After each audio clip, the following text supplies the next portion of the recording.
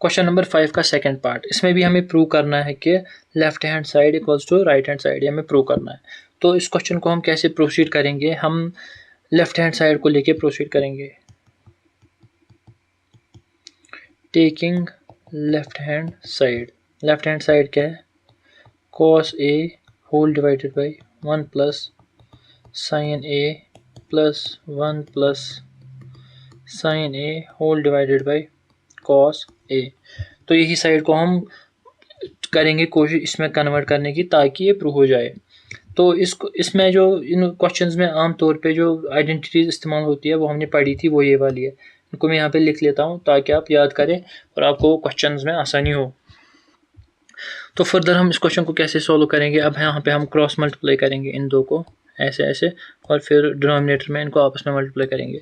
सबसे पहले हम cos और cos a को मल्टीप्लाई करेंगे, तो it will be equal to cos square a plus, फिर हम इन दो टर्म्स को मल्टीप्लाई करेंगे, ये वाला और ये वाला टर्म को, 1 plus sine A will be equal to 1 plus sine A multiply by 1 plus sine A. आहिस्ता आहिस्ता करते ताकि आपको पूरा समझ में आ जाए।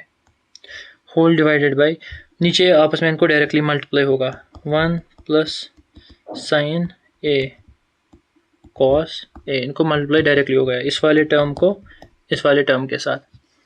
तो अगर हम ऊपर देखें तो ऊपर हम लिख सकते हैं cos square A plus 1 plus sine ए, इसको हम लिख सकते हैं 1 प्लस साइन ए का होल स्क्वायर डिवाइडेड बाई, नीचे हम डायरेक्टली लिख सकते हैं ए जो है 1 प्लस साइन ए कॉस ए। अगर हम यहाँ पे देखें तो यहाँ पे एक आइडेंटिटी बनती है जो हमने बचपन में पढ़ी है, since we know a plus B का whole square equals to A square plus B square plus 2ab। तो हम इसी आइडेंटिटी का यहाँ पे इस्तेमाल करेंगे।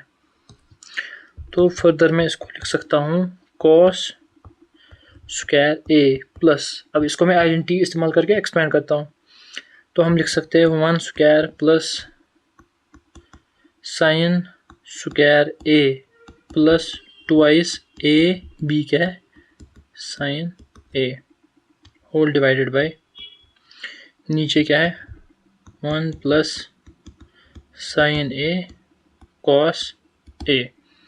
तो अगर हम देखें यहाँ से तो यहाँ से हमें मिल रहा है cos square A plus sine square ए, हमने पढ़ा है अभी, हमने आइडेंटिटी यहाँ पे देखी ये वाली पहली, sine square A plus cos square A equals to 1, इसके बदले हम यहाँ पे मान लिख सकते हैं। तो मैं यहाँ पे फिर से लिखता हूँ, since we know sine square A plus cos square A will be equal to 1, तो इनकी जगह हम डायरेक्टली 1 लिखेंगे। तो 1 प्लस, मैं ये हाईलाइट करता हूँ जैसे आपको समझ में आए, इनके बदले हमने 1 लिखा, तो और प्लस अपना 1 का स्क्वायर 1 ही होगा, plus 2 sine A whole divided by 1 plus sine A multiply by cos A. तो यहाँ लिख सकते हैं 1 प्लस 1 2 होगा, 2 plus 2 sine A whole divided by 1 plus sine A divided by cos ए।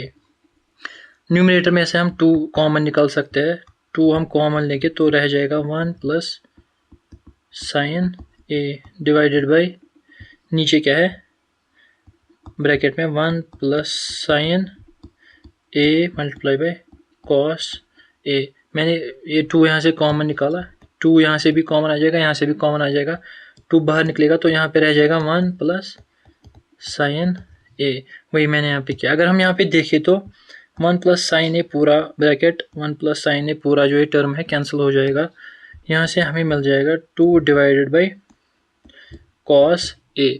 और हमें पता ही है कि कॉस ए किसका रेसिप्रोकल है, सेक का, तो हम 1 बाई कॉस ए को सेक ए लिख सकते हैं, 2 सेक ए। ये मैं लिखता हूँ साइड में, we know sec A equals to 1 by cos A. तो यही हमारा राइट हैंड साइड है। तो हम लिख सकते हैं left hand side equals to right hand side,